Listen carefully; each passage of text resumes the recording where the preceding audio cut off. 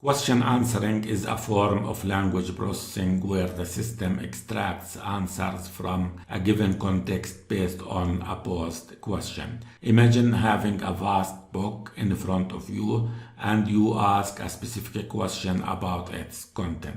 Instead of searching for the answer yourself or getting entire pages as a response, you get a direct and concise answer from the book. That's essentially what question answering does. It dives deep into a provided context or passage and extracts the most relevant answer to your question. Let's go through an example.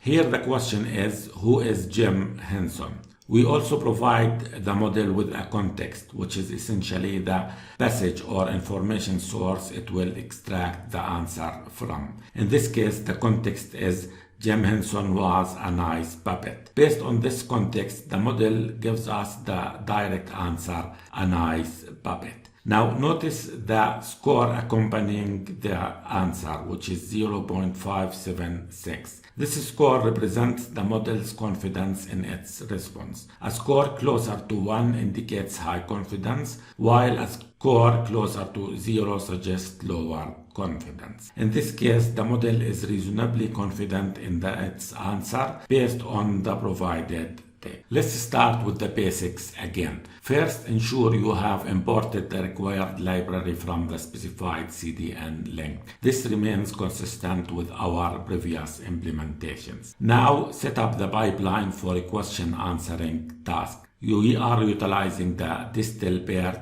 base uncased distilled squad model from Zenova, which is specifically tailored for extracting answers from given contexts. Once the pipeline is established, you can proceed to ask a question. The first parameter here is the question, who is Jim Henson? The second parameter is the context, Jim Henson was a nice puppet. It is essential to provide the context as it is the source from which the model will extract the answer. From our given context, the model produces the answer, a nice puppet. Accompanying the answer is a confidence score of approximately 0.577. The closer this score is to 1, the higher the model's confidence in the provided answer. Okay, let's go to the implementation. If we go to our home page, we can select the question answering page. As you can see, we have two subtasks. Both are question answering with the same model, but the second one has some configuration. Now, if we go to Visual Studio Code, we can open this page. Now, as usual, the first step we do here is to create the script tags. They are of type module because we will be using the import statement, and we can use import statements only on module script tags. Then we import the pipeline from the transformer library. Of course, here we have the URL for this library. I'll show it to you one more time. If you go to the transformers, if you go to installation, then you will be able to see the URL here. Let's go back to Visual Studio Code. Now the next step will be to attach the pipeline function to the window object, because in scripts with type module, variables are scoped local. So in order to make the pipeline a variable globally, I attach it to the window object. Now I will go down to the initialize model, and the first step we will do is to initialize the pipeline. We pass question answering as a task, and we pass the name of the model, which is a model known to be able to answer from context. Let's then go to the first handler, which is the first UI, this one.